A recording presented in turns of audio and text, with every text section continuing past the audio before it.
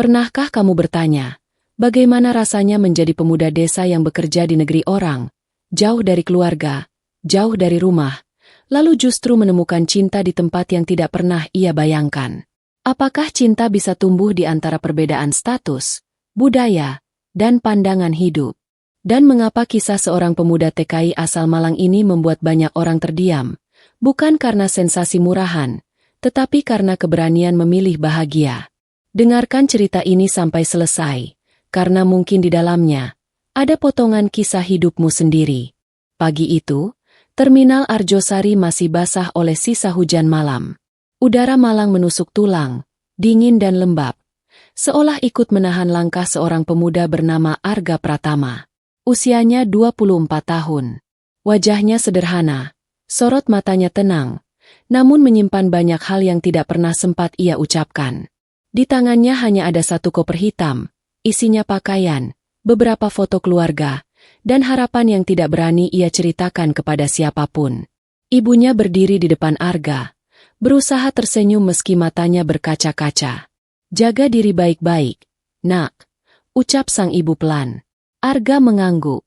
"Iya, Bu. Doakan Arga bisa pulang membawa kabar baik." Ayahnya menepuk bahu Arga. "Tidak apa-apa berangkat jauh. Yang penting pulang dengan hati tetap lurus." Kalimat itu tertanam dalam kepala Arga saat bus melaju meninggalkan terminal. Ia tahu, keputusannya menjadi tenaga kerja Indonesia di Singapura bukan karena mimpi besar. Ia hanya ingin hidup yang lebih layak, ingin membantu orang tua, dan ingin membuktikan bahwa anak desa juga bisa bertahan di dunia yang keras. Singapura menyambut Arga dengan gedung tinggi dan ritme hidup yang cepat. Semuanya terasa asing. Bahasa, cuaca, bahkan cara orang berjalan. Namun Arga belajar diam-diam, menunduk, bekerja, dan tidak banyak berharap. Hari pertama ia tiba di apartemen majikannya. Jantung Arga berdegup lebih cepat dari biasanya. Apartemen itu berada di lantai 21, menghadap laut, dengan jendela besar dan aroma bersih yang tidak pernah ia temui sebelumnya. Pintu terbuka. Di hadapannya berdiri seorang perempuan muda, berambut hitam sebahu, berpakaian rapi, dengan tatapan tegas namun tidak dingin. "Kamu Arga?" tanyanya. "Iya," jawab Arga sopan. "Saya Arga." Perempuan itu mengangguk kecil. "Nama saya Laratan." Itu adalah pertama kalinya Arga mendengar nama itu. Nama yang kelak akan mengubah hidupnya, jauh melampaui kontrak kerja yang ia tanda tangani hari itu. Lara mempersilakan Arga masuk. "Kita sama-sama bekerja di sini. Saya harap kita bisa saling menghormati." Arga menunduk lagi. Tentu. Tidak ada yang istimewa pada pertemuan itu. Tidak ada tatapan berlebihan. Tidak ada perasaan aneh. Hanya dua orang asing yang dipertemukan oleh kebutuhan hidup. Namun Arga tidak tahu bahwa sejak langkah pertamanya masuk apartemen itu, takdir diam-diam mulai menulis kisahnya sendiri. Dan kisah itu tidak akan berhenti sebagai hubungan kerja semata. Hari-hari Arga di Singapura berjalan dalam pola yang nyaris sama. Bangun sebelum matahari terbit, membersihkan apartemen, menyiapkan sarapan sederhana, lalu menunggu majikannya pulang larut malam. Laratan adalah perempuan yang hidupnya penuh jadwal. Ia bekerja di perusahaan rintisan teknologi, sering membawa laptop kemana-mana, dan jarang terlihat benar-benar beristirahat. Namun Arga memperhatikan satu hal. Di balik sikap tegasnya, Lara adalah perempuan yang kesepian. Mereka jarang berbicara panjang. Lara tidak banyak bertanya. Arga tidak berani memulai. Hubungan mereka terasa formal, rapi, dan berjarak. Hingga suatu malam, hujan turun deras di luar jendela apartemen. Lara pulang lebih larut dari biasanya. Wajahnya pucat, langkahnya berat. "Kamu belum tidur?" tanya Lara saat melihat Arga masih di dapur. "Belum," jawab Arga pelan. "Saya buatkan teh hangat." Lara terdiam sejenak, lalu duduk di kursi makan. Tangannya gemetar saat menerima cangkir itu.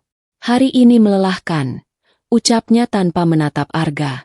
Arga ragu, lalu berkata, "Kalau capek, tidak apa-apa berhenti sebentar." Lara mengangkat wajahnya. Kamu selalu bicara seperti itu. Arga tersenyum kecil. Di desa saya, orang percaya, hidup tidak harus selalu dikejar. Kadang cukup dijalani. Kalimat itu membuat Lara terdiam lama. Untuk pertama kalinya, ia tersenyum tipis. Sejak malam itu, jarak di antara mereka perlahan mencair. Percakapan kecil mulai hadir. Tentang makanan Indonesia yang Arga rindukan. Tentang masa kecil Lara yang jarang dihabiskan bersama orang tua karena pekerjaan. Kamu tidak pernah ingin berhenti? Tanya Arga suatu malam. Lara menghela napas. Aku tidak tahu caranya. Arga hanya mengangguk. Ia tidak memberi nasihat. Ia hanya mendengarkan. Dan bagi Lara, itu terasa sangat berarti. Namun di balik kehangatan kecil itu, Arga selalu mengingat posisinya. Ia tahu batas. Ia tahu dirinya hanya pekerja. Ia menanam perasaan itu dalam-dalam, berharap tidak tumbuh terlalu jauh. Sayangnya, perasaan tidak pernah meminta izin. Dan tanpa mereka sadari, dunia di luar apartemen mulai memperhatikan kedekatan yang tidak mereka rencanakan. Sesuatu sedang menuju arah yang tidak pernah mereka bayangkan. Awalnya hanya satu foto. Tidak jelas. Sedikit buram. Diambil dari sudut jauh sebuah kafe kecil dekat kantor Lara. Lara duduk di depan laptop. Arga berdiri tidak jauh di belakangnya, menunggu dengan sopan sambil membawa 2 gelas minuman. Tidak ada sentuhan. Tidak ada sikap berlebihan. Namun bagi dunia maya, itu sudah cukup. Foto itu menyebar cepat, disertai komentar yang tidak semuanya ramah. Ada yang bertanya. Ada yang menuduh. Ada yang menyimpulkan tanpa tahu apa-apa. Arga mengetahui kabar itu dari pesan seorang teman sesama TKI. Kamu viral, ga? Arga membuka ponselnya dengan tangan dingin. Ia membaca komentar satu persatu. Dadanya terasa sesak. Malam itu, Lara pulang lebih awal. Wajahnya tegang. Kamu sudah tahu? Tanya Lara pelan. Arga mengangguk. Saya minta maaf. Lara menggeleng cepat. Ini bukan salahmu. Ia duduk, memijat pelipis. Aku tidak menyangka reaksi orang akan sejauh ini. Arga berdiri tidak jauh darinya. Kalau ini merugikan kamu, saya bisa menjaga jarak. Lara menatap Arga lama.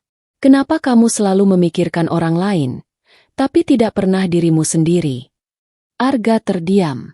Ia menunduk. Karena posisi saya. Kalimat itu jatuh berat di antara mereka. Lara berdiri. Suaranya sedikit bergetar. Arga, aku tidak peduli pada komentar itu. Yang aku pedulikan adalah kejujuran. Arga mengangkat wajahnya. Saya takut. Takut apa? Takut merasa lebih dari yang seharusnya. Hening kembali mengisi ruangan. Lara menarik napas panjang. Aku juga merasakannya. Ucapnya jujur. Dan itu yang membuatku takut. Pengakuan itu tidak diikuti pelukan. Tidak ada janji. Hanya 2 orang yang berdiri di ambang perasaan, tanpa tahu harus melangkah kemana. Keesokan harinya, Arga mengajukan cuti pulang ke Malang. Ia tidak menjelaskan panjang. Lara membacanya dengan mata berat. Kapan kamu kembali? Tanya Lara. 3 minggu. Jawab Arga. Lara mengangguk pelan. Hati-hati. Saat pintu tertutup, Lara berdiri lama di ruang tamu. Untuk pertama kalinya, apartemen itu terasa terlalu besar dan terlalu sunyi. Sementara Arga, di dalam pesawat, menatap lampu kota Singapura yang semakin menjauh. Ia tahu, pulang kali ini bukan sekadar rindu rumah. Ia pulang untuk mencari jawaban. Desa Arga di Malang menyambutnya dengan bau tanah basah dan suara jangkrik yang akrab. Tidak ada gedung tinggi. Tidak ada jadwal rapat. Hanya rumah sederhana dan orang tua yang menunggu dengan doa. Ibunya memeluk Arga lama. Kamu kelihatan kurus. Arga tersenyum. Kerjaannya banyak, Bu. Malam-malam di desa membuat Arga berpikir. Ia duduk di teras, menatap langit gelap, mengingat wajah Lara. Mengingat percakapan mereka. Mengingat perasaan yang tumbuh tanpa rencana. Ayahnya duduk di sampingnya. Kamu kelihatan gelisah. Arga menghela napas. Ada seseorang. Ayahnya tersenyum tipis. Hidup memang sering memberi kita rasa, sebelum memberi kita jawaban. Arga tahu satu hal. Ia tidak ingin menjadi sumber masalah bagi siapapun. Ia ingin mencintai dengan cara yang benar. Dengan kepala tegak.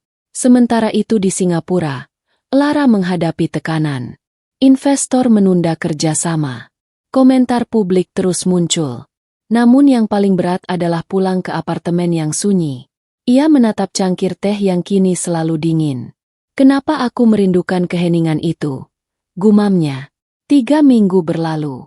Arga kembali ke Singapura dengan tekad yang lebih jelas. Ia berdiri di depan Lara. Rapi, tenang. Kita perlu bicara, kata Arga.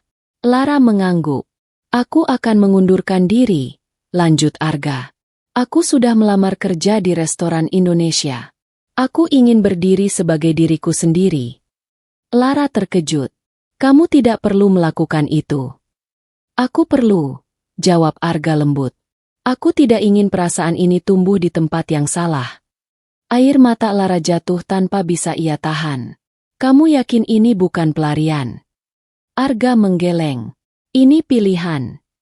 Lara menghela napas panjang. Kalau begitu, jangan pergi dari hidupku. Kalimat itu membuat Arga tersenyum. Untuk pertama kalinya, ia merasa tidak perlu menunduk.